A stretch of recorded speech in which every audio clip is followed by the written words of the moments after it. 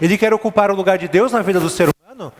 E desde a do Éden dizendo, sigam a mim, obedeçam a mim, vão atrás daquilo que eu falo, não vão atrás daquilo que Deus fala. As minhas propostas são melhores que as propostas de Deus. E assim ele se introduz nesse relacionamento, toma o lugar de Deus na vida do ser humano, escraviza o ser humano e afeta todos os outros relacionamentos. Não é à toa que lá, ainda já no capítulo 3 de Gênesis, nós vemos Adão e Eva já brigando um com o outro. De quem é a culpa afinal? Nós vemos também que a relação do ser humano com a natureza muda. Agora, com muito suor, com muito esforço, com muitas dores, o ser humano viria a se relacionar com a natureza. Enfim, para então que esta relação fosse restaurada, Jesus entrou em confronto com o diabo. Venceu-lhe, colocou-lhe sobre o estrado dos seus pés, diz a palavra. E essa história que nós vemos aqui, ela fala muito sobre isso, sobre tipos de relacionamentos. E aqui uma dica, irmãos: todos os seus relacionamentos falam a respeito de quem é seu Deus e de como anda a sua vida espiritual. Não é à toa que você pode conhecer a fé de alguém, a fé que alguém possui, por conta dos relacionamentos dela. Veja quem é esse marido, veja quem é esse esposo, veja quem é esse pai, e você vai ter uma dimensão muito grande de como ele se relaciona com Deus. Veja quem é esta mãe, esta esposa, veja quem é este filho, veja quem é este irmão, e você vai saber muito sobre sua fé. Porque a primeira coisa que acontece quando nós nos encontramos com Deus é mudar a maneira como nos relacionamos com as pessoas. Por isso esse texto fala muito sobre todos os tipos de relacionamentos e como Jesus modifica a partir do momento em que Ele próprio se relaciona com as pessoas.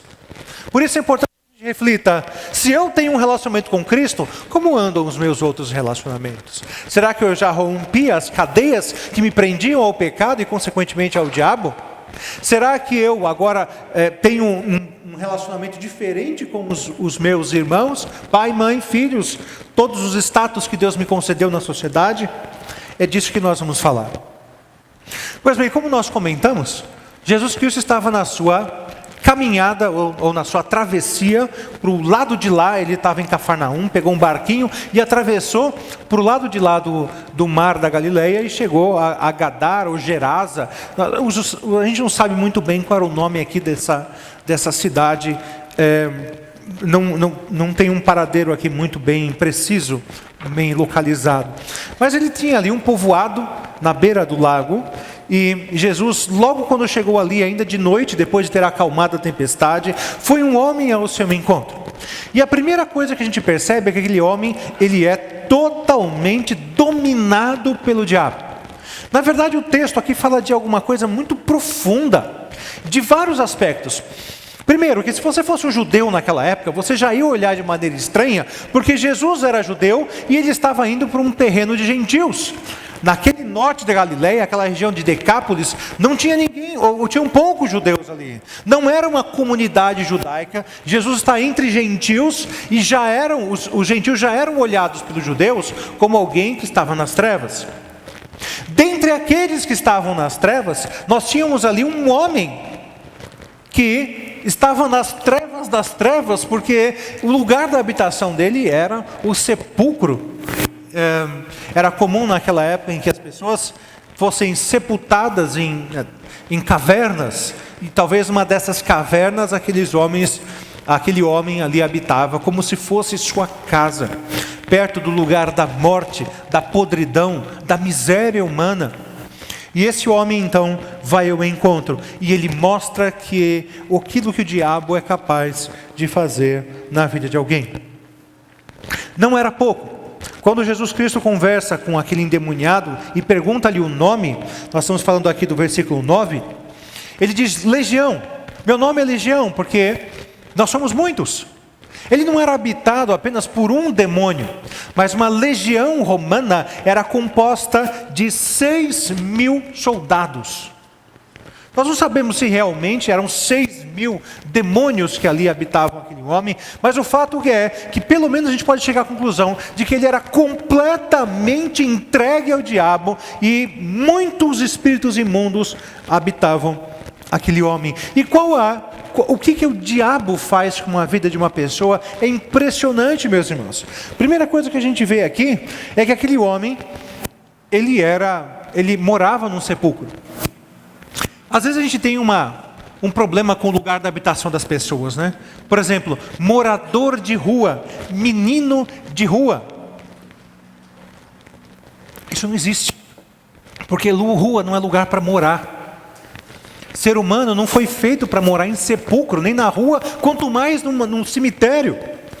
Embora alguns góticos venham a discordar de mim, mas cemitério não é lugar para morar, é lugar para se depositar os corpos das pessoas que morreram. E aqueles corpos ali estão em decomposição, miséria, podridão. A morte está ali presente em todos os cantos. Porque afinal de contas, todos que estão ali enterrados um dia viveram. E nós olhamos aquelas pessoas que às vezes têm fotos nos túmulos, e pessoas às vezes jovens, crianças, bebês. E você chega à conclusão: a morte entrou no mundo. O salário do pecado é a morte. E todos nós, se não é por Cristo Jesus a nos libertar do poder da morte, vamos encontrar o nosso fim no inferno. E a morte é o caminho para chegarmos ao inferno, se não for através de Cristo. Aquele homem estava no sepulcro, não era lugar de habitação ali, mas o diabo, ele humilha a pessoa e o faz perder completamente a sua dignidade. E o interessante é que muitas vezes o ser humano nem percebe isso. Por exemplo, outro dia eu acompanhava uma conversa na rede social sobre calouros de uma faculdade que estavam se vangloriando de terem coma alcoólico no trote de quando entraram na faculdade, se vangloriando porque perderam a consciência e não sabiam o que fizeram com ele. E mais do que isso, ainda chegou à conclusão de que talvez aquele esperto, maduro, jovem, ele disse assim: eu quero repetir em todas as matérias só para que no semestre que vem eu passe pelo trote novamente, de tão bom que foi. E essa é a realidade. Ele está completamente na miséria e ainda acha graça da sua situação. Não percebe a miséria que tem, não percebe o problema pelo qual passa, não tem a real noção da sua situação. Com certeza aquele endemoniado não tinha noção do que fazia, não tinha ideia da imundícia na qual se encontrava. E então ele vivia nos sepulcros, diz o versículo 3. Ninguém conseguia prendê-lo. E então diz também que várias vezes tentaram acorrentar os pés e as mãos. Ele estava completamente dominado pelo diabo. Se depois você quiser ler em casa, seria interessante você ler esse texto à luz de Efésios capítulo 2. Todos nós éramos por natureza filhos da ira. Todos nós merecíamos a ira de Deus. Todos nós éramos escravos do pecado e servíamos ao diabo com o nosso coração, sem perceber que ele era o Deus da nossa vida. Era essa situação de todos nós um dia, até que Cristo se encontrasse conosco, viesse ao nosso encontro. Percebam aqui, irmãos, que essa é uma história muito importante do ponto de vista holístico, quando você olha o texto de maneira mais geral. Lembrem-se que nós falamos que Jesus, ele tinha uma intenção de atravessar o lago. Na semana passada nós falamos sobre isso na leitura aqui no capítulo 4, versículo 25 ou 35 em diante, fala sobre isso. Jesus deu a ordem para que atravessasse o lago, e tudo o que aconteceu foi isso. Jesus pega um barco, tem a tempestade, acalma a tempestade, chega do outro lado, se encontra com os gadarenos, cura aquele homem e pega o barco de novo. Parece que Jesus tinha uma preocupação extremamente especial com a vida daquele homem. A impressão que dá é que Jesus vai ter um plano já elaborado para resgatar aquele homem que estava aprisionado pelo diabo. Como isso é revelador? Como isso fala a respeito do amor de Cristo para conosco? Como é importante para nós sabermos, irmãos, que o meu encontro com Cristo não se deu porque nós esbarramos pela rua ou porque coincidentemente nós nos encontramos na estação de metrô, mas Ele veio ao meu encontro, Ele foi ao seu encontro, Ele tinha um plano para a sua vida. Não é à toa que Jeremias, ou o livro do profeta Jeremias, reflete a declaração de amor da parte de Deus da seguinte forma: com amor eterno eu te amei, e com benignidade eu te atraí para mim. Não tem nada que possa exprimir de uma maneira tão linda o amor de Deus. Não é fruto de uma coincidência, mas é fruto de um plano eterno. E Ele foi atrás de você. E enquanto o diabo te humilha, te acorrenta, te envergonha na frente de tudo e de todos, tira a tua dignidade, Jesus se relacionando com você revela um amor eterno. Esses dias eu ouvi um pregador, aliás foi na igreja do R.C. Sproul, lá perto de Orlando, nos Estados Unidos, e ele falava a respeito do amor de Deus. Ele fazia um comentário sobre aquele texto quando Jesus diz assim, que ninguém que quer vir após mim não aborrecer pai, mãe, irmãos, família, de uma maneira geral, tudo e todos, não é digno de mim.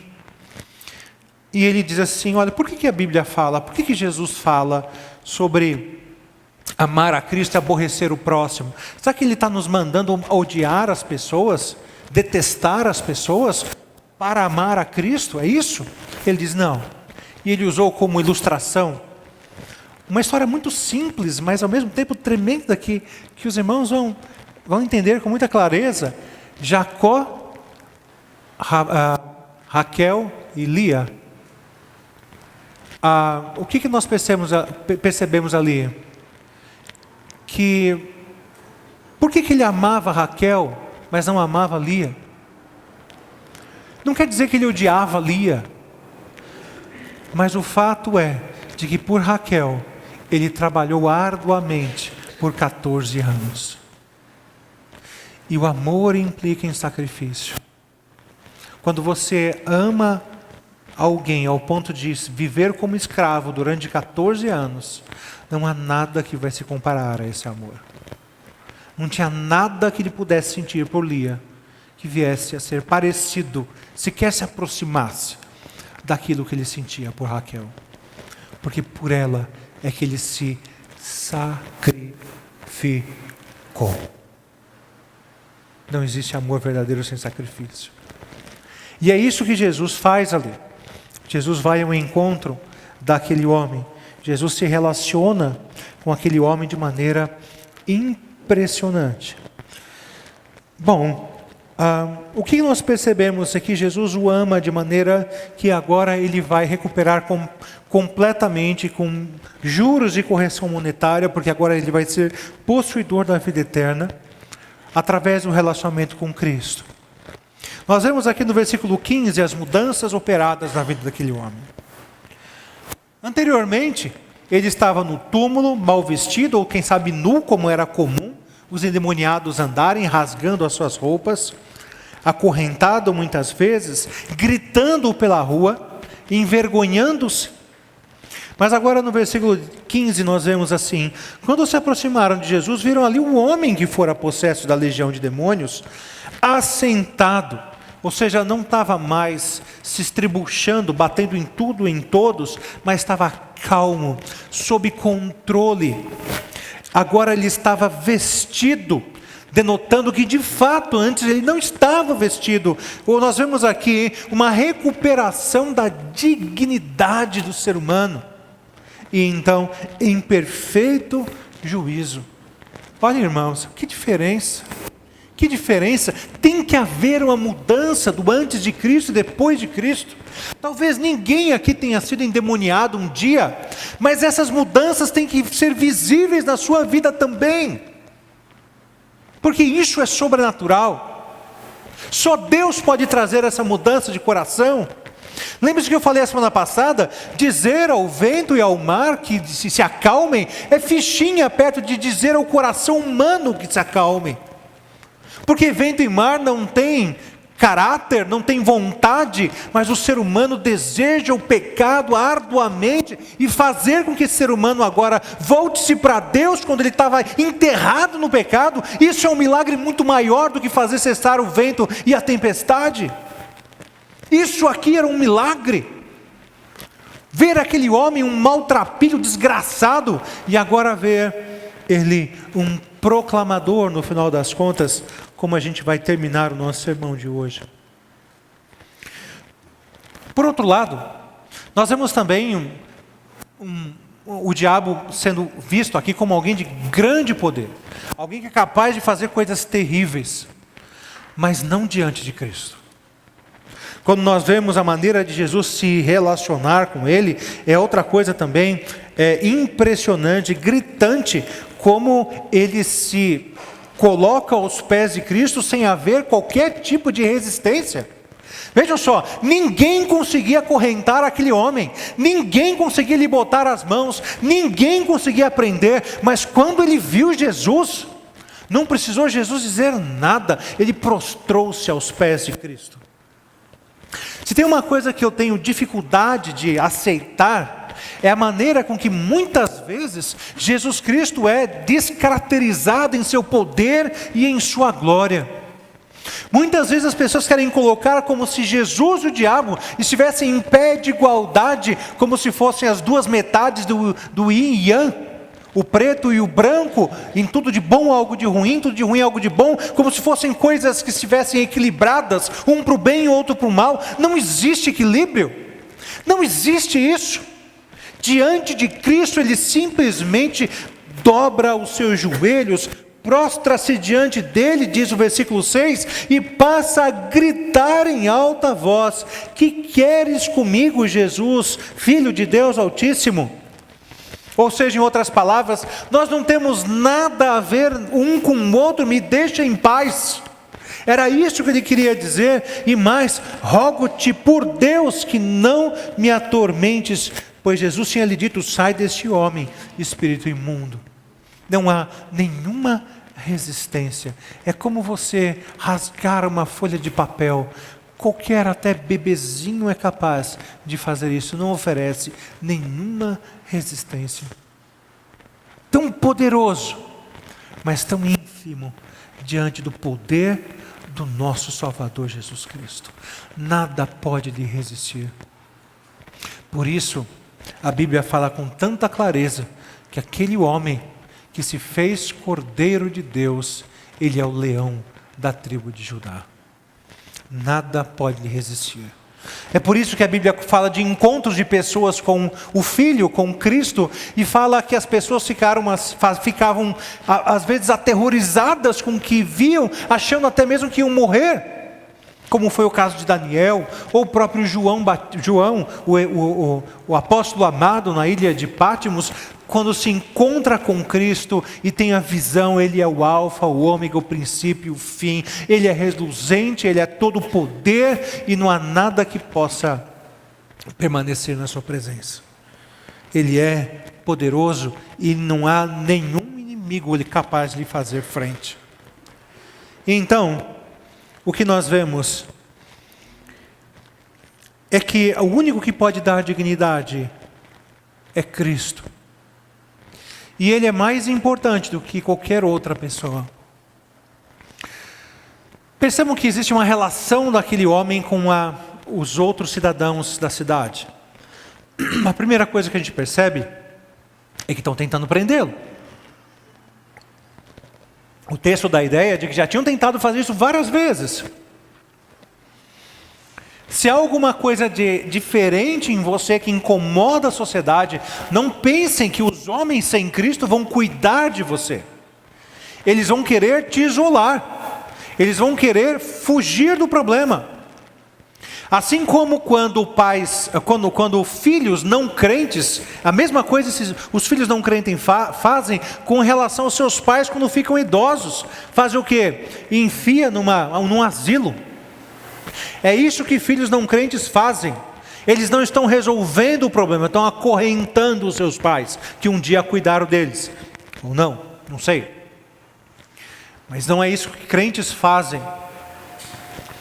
A maneira como o mundo vai se relacionar com você é uma relação de usufruto.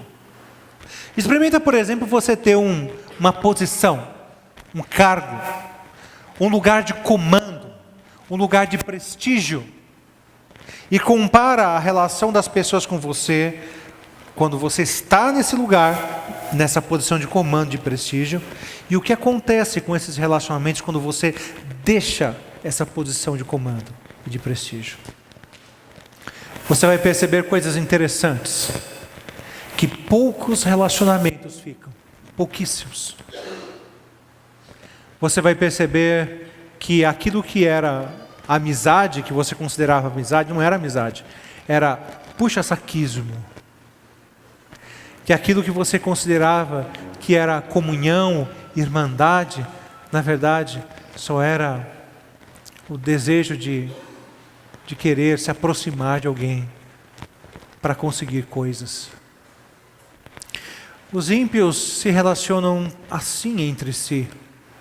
Por que se divorciam?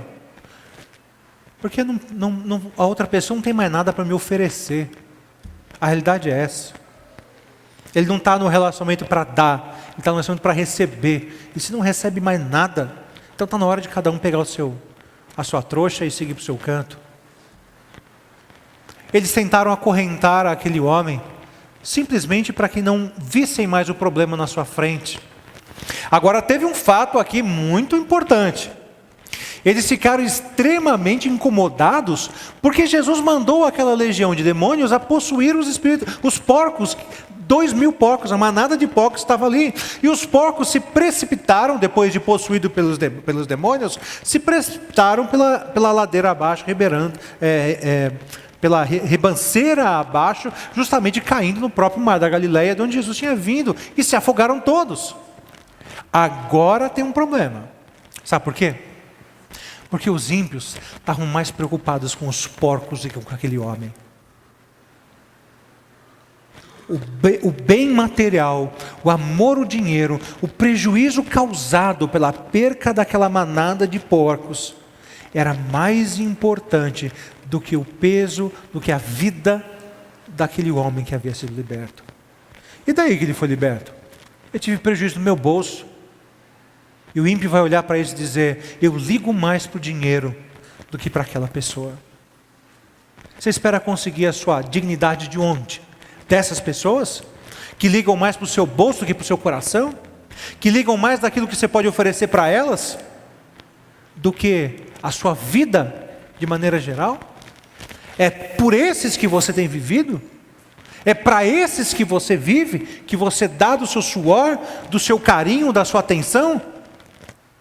É óbvio que nós devemos zelar por todos os relacionamentos, mas nenhum deles pode se aproximar do tipo de relacionamento que nós temos com Cristo. As pessoas não querem você. As pessoas do mundo não querem você. Elas querem aquilo que você pode oferecer. Nunca tire isso da sua cabeça. Só Jesus quer você pelo aquilo que você é. E agora, teoricamente, os seus irmãos na fé, porque eles também agora foram salvos pelo mesmo Cristo que quer você.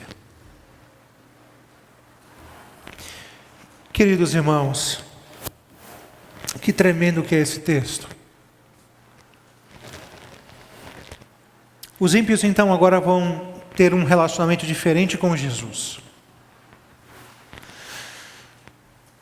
Como é que eles se relacionam? Em primeiro lugar, é dito que eles têm medo. Diz aqui o versículo de número 15. Viram aquele homem ali que estava possesso de legião de demônios, assentado, vestido em perfeito juízo, e ficaram com medo. Com medo de quem? Com medo de Jesus. Porque o versículo 17 diz assim: então o povo começou a suplicar a Jesus que saísse do território deles. Irmãos, eles toleravam uma legião de demônios passeando para cima e para baixo, mas não toleraram a presença de Jesus ali na cidade. Olha que coisa tremenda, que absurdo. toleravam a presença nítida do diabo, mas se incomodaram com o Filho de Deus. O motivo a gente não sabe exatamente, se era somente pelo prejuízo financeiro que Jesus Cristo trouxe por conta da manada de porcos, ou se era pelo fato de ter demonstrado poder e as pessoas não aguentavam e temiam aquele homem poderoso andando pelo meio delas, mas em última análise Jesus estava sendo expulso da cidade. Estavam querendo negar a presença de Jesus, e assim os ímpios fazem desde que o mundo é mundo, ou melhor, desde que o pecado entrou no mundo. Lá no Éden, se esconderam atrás do mato, na moita. Quem sabe se nós tivermos aqui Jesus Cristo, ou Deus quem sabe se a gente brincar de ateu, quem sabe se a gente brincar que Deus não existe, quem sabe se a gente negar a presença dEle, Ele vai de fato não existir. Isso é um absurdo. E assim os ímpios fazem, maqueiam, distorcem, se escondem, ou negam de alguma maneira, mas eles não querem a presença de Deus em suas vidas, de maneira deliberada, contrariam, expurgam qualquer presença de Deus nas suas vidas. Mas não aquele homem. E a maneira como ele agiu para com Cristo foi impressionante, porque ele disse assim, Senhor, ele demonstrou que queria acompanhar Cristo, mas Cristo não permitiu. Diz o versículo 18 que Jesus estava entrando no barco, e o homem que estivera endemoniado suplicava-lhe que o deixasse ir com ele. Mas versículo 19, Jesus não permitiu, mas disse, vá para casa, vá para a sua família, e anuncie-lhes quanto o Senhor fez por você, e como teve misericórdia de você. Talvez assim demonstrando aquele mesmo espírito de Pedro, no Monte da Transfiguração, não é? Senhor, bom estarmos aqui, façamos 3 tendas, vamos ficar aqui que está tão bom. E não era isso que Jesus tinha em mente. Jesus tinha em mente que aquele homem agora liberto tinha uma missão para cumprir. Ele tinha outros relacionamentos para transformar. Quem sabe aquele homem ali, por conta do estado em que ele se encontrara antes, possuído de demônios, quem sabe quanta gente ele não chateou, quanta gente ele não feriu, quanta gente ele não aborreceu, quantos relacionamentos ainda precisavam ser restaurados, e era a oportunidade de se apresentar de uma maneira diferente, dizer, olha, o motivo pelo qual eu estou diferente, eu sou diferente agora, pelo qual eu sou uma nova criatura, o motivo é um só, e se chama Jesus Cristo, e eu descobri que Ele morreu na cruz por mim, e Ele tirou o meu coração de pedra, e me deu um coração de carne, e agora eu vim aqui pedir perdão para vocês também. Perceberam, irmãos, que diferença que Cristo tem que fazer? Nós não somos mais escravos do diabo, Ele nos amou com amor eterno, para nos dar dignidade. Só Ele é capaz de fazer isso por nós, mas ninguém no mundo vai fazer isso por você, porque o mundo está interessado no que você pode dar, e não por quem você é de verdade. Só Jesus está interessado em você. E agora, a maior diferença que Cristo fez, foi a oportunidade de consertar os seus relacionamentos estragados, e quem sabe, construir novos relacionamentos, sempre anunciando aquilo que Cristo fez. Aquele homem então obedeceu e saiu ali pela região de Decápolis, uma região que não tinha quase judeus, uma região extremamente gentílica, e ele saiu anunciando para todo mundo o que Jesus tinha feito por ele. E de fato ele era conhecido, era a região dele, porque as pessoas ficavam admiradas quando o viam falando, quando o viam na rua. Todos ficaram admirados, diz o finalzinho do nosso texto, aqui no versículo 20. Todos ficaram admirados. Meus irmãos, Cristo precisa fazer diferença em nossos relacionamentos. Isso é um milagre que ainda precisamos receber da parte dele, se ainda não acontece conosco. Ele quer que você seja instrumento da sua graça e da sua misericórdia. Ele quer que você seja uma vitrine dele, que as pessoas passem diante de você e percebam algo diferente, algo melhor, algo estranho, e eu quero saber o que é. Não tenham grandes expectativas não, irmãos, você só é um instrumento. Muitos vão ficar com medo, muitos vão se afastar, muitos vão querer negar o que aconteceu com você, mas o fato também é que muitos virão a conhecer a Cristo através da sua vida, daquilo que você tem para testemunhar. As coisas precisam ser diferentes. Todos os nossos relacionamentos revelam a nossa fé, ou que tipo de fé nós temos. E está na hora de revelarmos pelos nossos relacionamentos que a nossa fé é única e exclusivamente em Jesus Cristo, aquele que morreu na cruz para nos resgatar da prisão, do pecado, da morte e de Satanás. Amém.